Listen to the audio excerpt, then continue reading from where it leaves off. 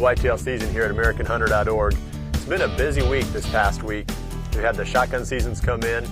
If you remember back 2 weekends ago, our son Andrew killed a great buck hunting with the muzzleloader out of a ground blind. We tried it again this past weekend with our daughter Jordan, and we had a fun hunt. We hunted at the cabin on a pretty cold day, so it was nice to be indoors and have a little fire going there. But that turned out to be a little bit more of a humbling experience, I guess, than what I'd really liked for it to be. She's been struggling trying to get a deer killed. She hit a doe, some kind of a flesh wound, nothing, any kind of fatal at all. We tracked it on just a couple of drops of blood for a long ways for over an hour on the snow, and the deer wasn't showing any signs of being really injured, didn't bed down. So we had to abandon that one, and now we're looking forward to the next stage in the season here. The late season presents a lot of challenges for me.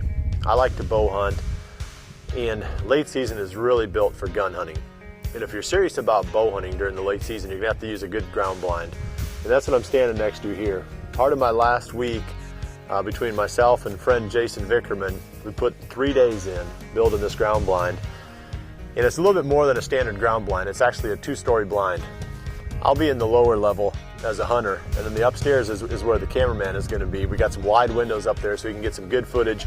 The challenge is always when you're hunting out of a blind, if you're hunting out of a small blind, you got a guy at full draw taking up a lot of space in the blind, and somebody else trying to film out through a window, and then the deer changes positions. Now you got to move tripods, and it just turns into a mess. So we just figured to do this right, we're going to break it up. Bottom half is for the hunter, top half is for the camera person, and it turned out to be a lot more of a project than what we set out.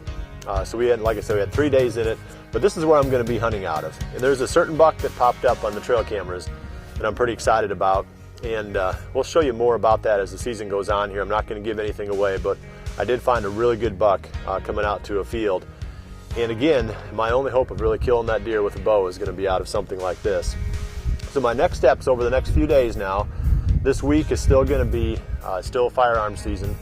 Normal firearm season here in Iowa, and I'm not going to be able to start bow hunting again until the following week. Not this week, but the next week. So I've got a few more days here. I'm going to brush this thing in.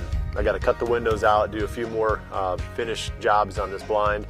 Then I'm just going to turn the whole thing into just a giant mobile brush pile. And I'm going to take it out that field where the big deer is showing up and just park it there and hope for the best. It's always a little bit risky when you put something new into the environment of a mature deer like that, because you don't know how they're going to react to it.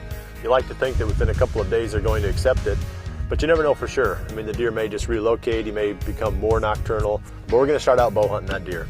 So come back again next week, and I'll show you the finished product on the blind, and it'd be kind of cool to get some good footage out of this monstrosity.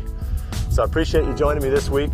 We'll see you back here again next week for the next episode of Whitetail Season, right here at AmericanHunter.org.